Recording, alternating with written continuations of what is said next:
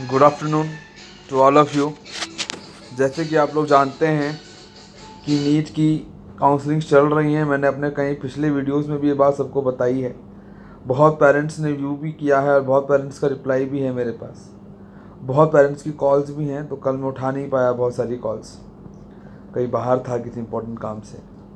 और एक बात और बताना चाहूँगा, बहुत पेरेंट्स में इस बात की हड़बड़ी है कि ये 2 लाख का डीडी जमा कर दें, यूपी में नहीं कर दें, कन्फ्यूजन्स है।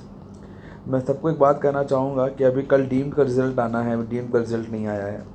अभी डीम्ड का मॉपअप भी बचा हुआ है। 2400 सीट यूपी में खाली थी और 5400 करीब डीम्ड में खाली थी। डीम्ड की फीसेस खाली होने की फीसेस ज़्यादा होने की वजह से काफ़ी सीट्स खाली रह गई थी, और इस बार भी यही होगा। लेकिन जिन कॉलेज की फ़ीस 9-10 लाख और 11 लाख थी, उनका कट ऑफ इस बार हाई जाएगा। वो फिर वही 550-560 तक कट ऑफ क्लोज हो जाना चाहिए। कुछ कॉलेजेस हैं जो लोग ले रहे हैं लेकिन उन्हें फ़ीस स्ट्रक्चर का पता नहीं। जैसे मैं कहूँगा, यूपी में जो लोग डीडी जमा कर रहे हैं वो सिर्फ फ़ीस स्ट्रक्चर देख रहे हैं कि 8.5 लाख गवर्नमेंट ने फ़ीस कर दी, लेकिन वो साथ में 4 lakh hostel, 4 lakh security, 2 lakh other charges नहीं देख रहे हैं।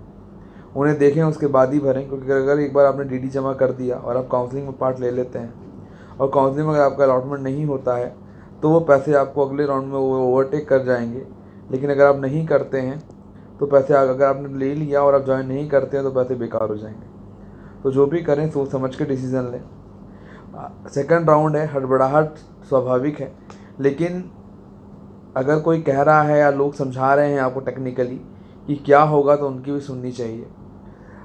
मैं एक ही गुजारिश है मेरी सभी लोगों से कि एक बात और है, एक बात और आई है। ये बात लोग र्यूमर फैला रहे हैं कि 2 तारीख में अगर रिजर्वेशन जिसने नहीं कराया रजिस्ट्रेशन, उसका एडमिशन नहीं हो पाएगा, वो काउंसलिंग से बाहर हो जाएगा। जब 23 तारीख को स्पॉट राउंड के लिए नया रजिस्ट्रेशन होगा, तब वो बच्चा कर लेगा। पहली तो बात ये है कि आप लोग समझें कि what is spot round, what is mop up round. Mop up round एक ऐसा राउंड है जिसे स्पॉट राउंड कहते थे पहले।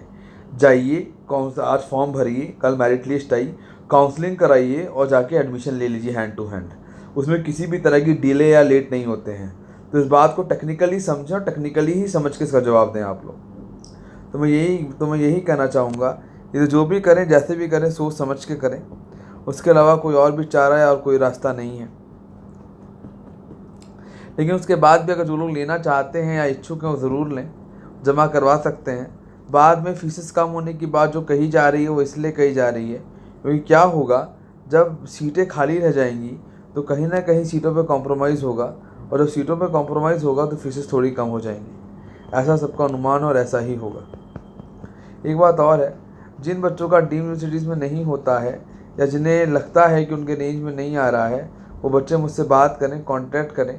मॉपअप राउंड में कैसे क्या करना है मैं उन्हें बताऊंगा, जिसके तहत से मिलेगा। मेरे से लगभग काफ़ी बच्चे टच में हैं जिन्हें फ़ायदा भी हुआ है। गवर्नमेंट में भी काफ़ी बच्चों को फ़ायदा हुआ है अलॉटमेंट्स के ज़रिए। एक बात और है, कुछ बच्चे ये कह रहे हैं कि सर गवर्नमेंट में जुगाड़ हो जाता है, अलॉटमेंट हो जाता है, ब्लॉक हो जाती हैं सीटें। ऐसा कुछ भी नहीं होता है, ना ऐसा पॉसिबल है। सब कुछ ऑनलाइन प्रक्रिया है। मध्य प्रदेश में mop up round Madhya Pradesh government के हाथ में दे दिया गया है, कॉलेजेस के हाथ में।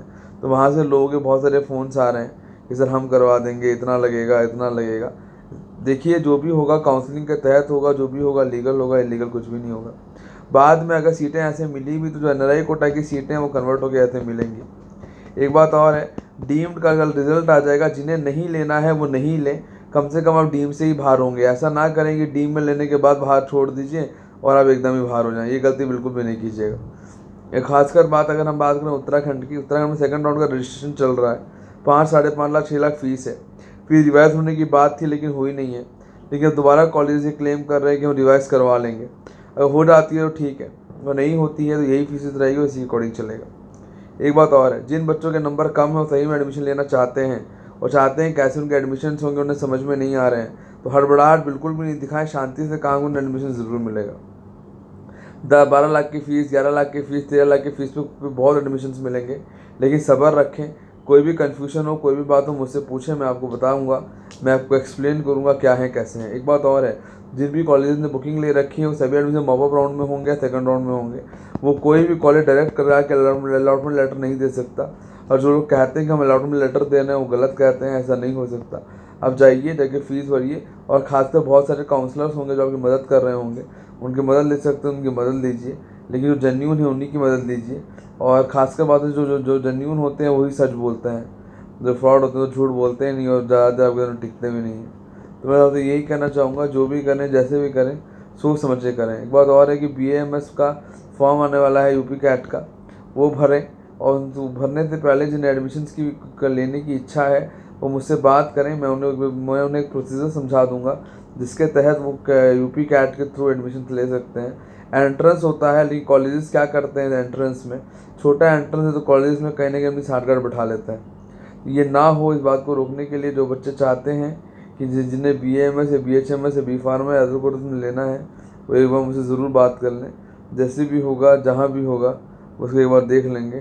तो सर मेरी आपसे यही रिक्वेस्ट है कि जो भी करें जैसे भी करें अपने हिसाब से, अपने दिमाग से और पूरे कैलकुलेशन को लगाने के बाद करें।